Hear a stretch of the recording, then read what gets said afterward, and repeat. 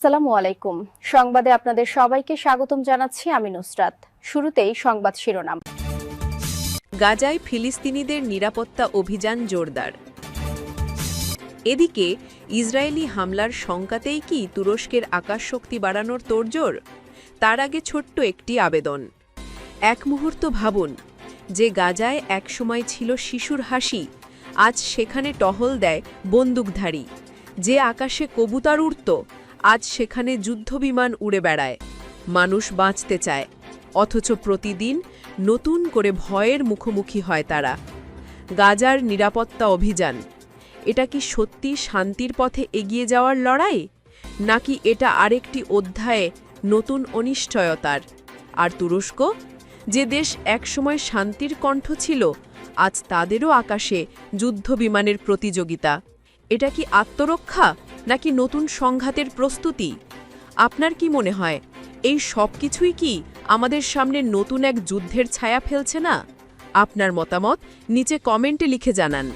আর যদি মনে করেন বিশ্বের এমন সত্য খবর জানা দরকার, তাহলে এখনই সাবস্ক্রাইব করুন, কারণ প্রতিটি নিউজ শুধু খবর নয়, এটা আমাদের ভবিষ্যতের প্রতিচ্ছবি। চলুন বেশি কথা না বাড়িয়ে বিস্তারিত জেনে নিই। গাজায় ফিলিস্তিনিদের নিরাপত্তা অভিযান জোরদার। ইসরায়েলের সঙ্গে সংশ্লিষ্ট গাজার অভ্যন্তরের মিলিশিয়া ও অস্ত্রধারী গ্যাংয়ের বিরুদ্ধে নিরাপত্তা অভিযান জোরদার করছে ফিলিস্তিনি স্বাধীনতাকামী সংগঠন হামাস। এই অভিযানের লক্ষ্য পুরো অঞ্চলে পূর্ণ নিয়ন্ত্রণ ও স্থিতিশীলতা পুনঃপ্রতিষ্ঠা করা। গাজার স্বরাষ্ট্র মন্ত্রণালয়ের একজন সিনিয়র নিরাপত্তা সূত্র জানিয়েছে, হামাস শিগগিরই তাদের সবচেয়ে বড় অভিযান শুরু করবে সেসব অস্ত্রধারী গ্যাংগুলোকে ভেঙে দেওয়ার জন্য, যারা এখনও ইসরায়েলের সঙ্গে কাজ করছে। অক্টোবর 10 তারিখের যুদ্ধবিরতির পর থেকে হামাসের বাহিনী সক্রিয়ভাবে এই মিলিশিয়াদের লক্ষ্যবস্তু করছে, যার মধ্যে গাজা সিটির কুখ্যাত দুগমুশ গোত্র আছে। তবে কিছু মিলিশিয়া এখনও ইসরায়েলের নিয়ন্ত্রণাধীন এলাকায় কার্যক্রম চালাচ্ছে, বিশেষ করে পূর্ব রাফার ইয়াসির আবু শাবাব নেতৃত্বাধীন তথাকথিত পপুলার ফোর্সেস এবং উত্তর গাজার আশরাফ আল মানসির নেতৃত্বাধীন পপুলার আর্মি। এই গোষ্ঠীগুলোকে সহযোগী হিসেবে চিহ্নিত করা হয়েছে, যারা ইসরায়েলি সেনাবাহিনী থেকে অস্ত্র, অর্থ এবং লজিস্টিক সহায়তা পেয়ে থাকে। নিরাপত্তা কর্মকর্তা জানান, দখলকারী সেনাদের সঙ্গে সহযোগিতা চালানো গ্যাং সদস্যের সংখ্যা এখন গাজা জুড়ে কয়েক শতকেই সীমাবদ্ধ। তিনি বলেন, এই গোষ্ঠীগুলো অপহরণ, হত্যাকাণ্ড, ধ্বংসযজ্ঞ এবং ইসরায়েলি সেনাবাহিনীকে সশস্ত্র সুরক্ষা দিয়ে আসছে। গোয়েন্দা তথ্য বলছে, এসব মিলিশিয়া এবং ইসরায়েলি সেনাবাহিনীর মধ্যে সমন্বয় রয়েছে। ইসরায়েলি সেনাবাহিনী স্বীকার করেছে, হামাস তাদের থেকে প্রত্যাহার করা এলাকায় পুনরায় নিয়ন্ত্রণ প্রতিষ্ঠা করেছে। স্থানীয় মিলিশিয়াগুলো পরাজিত হয়েছে, তবে ব্যতিক্রম আবু শাবাব গ্রুপ। স্বরাষ্ট্র মন্ত্রণালয়ের ওই সূত্র বলছে, উত্তর এরেজ ক্রসিংয়ের কাছে সক্রিয় আল মানসিরের পপুলার আর্মি সবচেয়ে দুর্বল গোষ্ঠী এবং ঘনিষ্ঠ ইসরায়েলি সুরক্ষার অধীনে কাজ করছে, যা হামাসের জন্য তাদের সরাসরি মোকাবিলা করা জটিল করছে। এদিকে ইসরায়েলি হামলার শঙ্কাতেই কি তুরস্কের আকাশশক্তি বাড়ানোর তোড়জোড়? নিজেদের আকাশশক্তি আরও জোরদার করতে মরিয়া তুরস্ক।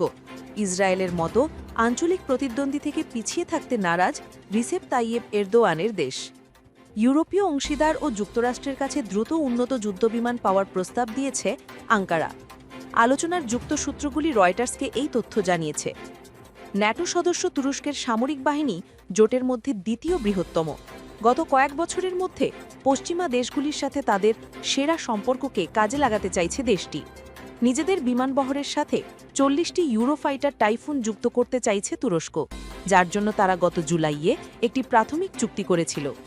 অন্যদিকে ওয়াশিংটনের নিষেধাজ্ঞা সত্ত্বেও আঙ্কারা যুক্তরাষ্ট্রের তৈরি F-35 জেটও পেতে চাইছে। মধ্যপ্রাচ্যের সবচেয়ে উন্নত সামরিক শক্তি ইসরায়েল, যারা শত শত F-15, F-16 ও F-35 ফাইটার জেটের মতো মার্কিন যুদ্ধবিমান ব্যবহার করছে। গত এক বছরে ইরান, সিরিয়া, লেবানন ও কাতারে চালানো হামলা নিয়ে এরদোয়ানের দেশ উদ্বিগ্ন। এই হামলাগুলি তুরস্কের কিছু গুরুত্বপূর্ণ দুর্বলতা প্রকাশ করে দিয়েছে। কর্মকর্তারা বলছেন, এর ফলে সম্ভাব্য যে কোনো হুমকি মোকাবিলা করতে এবং অরক্ষিত না থাকতে দ্রুত আকাশশক্তি বাড়ানোর জন্য আঙ্কারা জোর প্রচেষ্টা শুরু করেছে। তুর্কি প্রেসিডেন্ট এরদোয়ান গাজা এবং মধ্যপ্রাচ্যের অন্যান্য স্থানে ইসরায়েলের হামলার কঠোর সমালোচনা করেছেন। এক সময়ের উষ্ণ সম্পর্ক এখন তলানিতে এসে ঠেকেছে। অন্যদিকে ইসরায়েলের প্রধানমন্ত্রী বেঞ্জামিন নেতানিয়াহু সতর্ক করেছেন, তুরস্কের সামরিক ঘাঁটি, বিদ্রোহী মিত্রদের সমর্থন এবং সিরিয়ায় সেনাবাহিনীর জন্য সমর্থন ইসরায়েলের জন্য হুমকি সৃষ্টি করেছে। এছাড়াও তুরস্কের কাছে একটি প্রতীকী কিন্তু সংবেদনশীল হুমকি হল গ্রিস, যারা আগামী 3 বছরের মধ্যে এক ব্যাচ উন্নত F-35 পাওয়ার আশা করছে। অতীতে এই দুই ন্যাটো সদস্য রাষ্ট্রের বিমানগুলি এজিয়ান সাগরের ওপর বিক্ষিপ্ত ডগ ফাইটে জড়িয়েছে।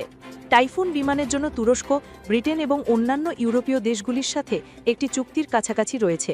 এই চুক্তির মাধ্যমে তারা দ্রুত তাদের তাৎক্ষণিক চাহিদা মেটাতে পূর্ববর্তী ক্রেতা কাতার ও ওমানের কাছ থেকে 12টি পুরনো বিমান পাবে, যদিও পরবর্তীতে তারা নতুন বিমান নেবে। বিষয়টি সম্পর্কে অবগত একটি সূত্র অনুসারে ইউরোফাইটার কনসোর্টিয়ামের সদস্য ব্রিটেন, জার্মানি, ইতালি ও স্পেন এই সেকেন্ড হ্যান্ড বিমান বিক্রির প্রস্তাব অনুমোদন করবে, যেখানে চূড়ান্ত ক্রয় চুক্তি সাপেক্ষে তারা আগামী বছরগুলিতে তুরস্ককে 28টি নতুন যুদ্ধবিমান সরবরাহ করবে। প্রেসিডেন্ট এরদোয়ানের বুধবার ও বৃহস্পতিবার কাতার ও ওমান সফরে এই প্রস্তাব নিয়ে আলোচনা করার কথা রয়েছে, যেখানে বিমানের সংখ্যা, মূল্য নির্ধারণ ও সময়সীমা প্রধান আলোচ্য বিষয়। সূত্রগুলি বলছে, চুক্তি চূড়ান্তভাবে সই হবার সময় এরদোয়ানের পরবর্তীতে ব্রিটিশ প্রধানমন্ত্রী কিয়ার স্টারমার ও জার্মান চ্যান্সেলর ফ্রেডরিক মের্জকে আতিথেয়তা দেওয়ার কথা রয়েছে। জার্মানির পররাষ্ট্রমন্ত্রী জোহান ভাডেফুল আঙ্কারা সফর শেষে জানিয়েছেন, বার্লিন তুরস্কের যুদ্ধবিমান কেনার বিষয়টি সমর্থন করে। এদিকে অত্যাধুনিক F-35 পাওয়ার বিষয়টি আঙ্কারার জন্য আরও কঠিন। রাশিয়ার কাছ থেকে S-400 এয়ার ডিফেন্স কেনার কারণে 2020 সালে ওয়াশিংটন তুরস্কের উপর নিষেধাজ্ঞা আরোপ করে, ফলে আঙ্কারার এই বিমান কেনার সাধে শিলমোহর পড়ে গেছে। গত মাসে প্রেসিডেন্ট ডোনাল্ড ট্রাম্পের সাথে হোয়াইট হাউসের বৈঠকে এরদোয়ান এই বিষয়ে কোনো অগ্রগতি করতে পারেননি, কিন্তু তুরস্ক এখনও দুই নেতার ভালো ব্যক্তিগত সম্পর্ক এবং গাজার যুদ্ধবিরতি চুক্তিতে হামাসকে রাজি করাতে এরদোয়ানের সাহায্যকে কাজে লাগিয়ে শেষ পর্যন্ত একটি চুক্তি করার লক্ষ্য রাখছে। আঙ্কারা একটি পরিকল্পনা প্রস্তাব করার কথা ভাবছে, যার মধ্যে নিষেধাজ্ঞা পাশ গিয়ে মার্কিন প্রেসিডেন্টের বিশেষ ছাড় অন্তর্ভুক্ত থাকতে পারে, যাতে S-400 সমস্যার সমাধান এবং F-35 ক্রয়ের পথ তৈরি হয়। পশ্চিমাদের সাথে অতীতে উষ্ণ ঠান্ডা সম্পর্ক এবং কিছু অস্ত্র নিষেধাজ্ঞার কারণে হতাশ হয়ে তুরস্ক নিজেদের কান স্টেলথ ফাইটারও তৈরি করেছে, যদিও কর্মকর্তারা স্বীকার করেছেন তাদের বিমানবাহিনীর মেরুদণ্ড F-16 প্রতিস্থাপন করতে কয়েক বছর সময় লাগবে। তুর্কি বিমানবাহিনীর প্রাক্তন ব্রিগেডিয়ার জেনারেল ইয়াঙ্কি বাক্সিওলু বলেন, তুরস্ককে কান, ইউরোফাইটার ও F-16 জেটের পরিকল্পনা দ্রুত করতে হবে। তিনি প্রকল্প ব্যবস্থাপনার ব্যর্থতাকে দায়ী করে বলেন, বর্তমানে আমাদের আকাশ দীক্ষা ব্যবস্থা কাঙ্ক্ষিত পর্যায়ে নেই।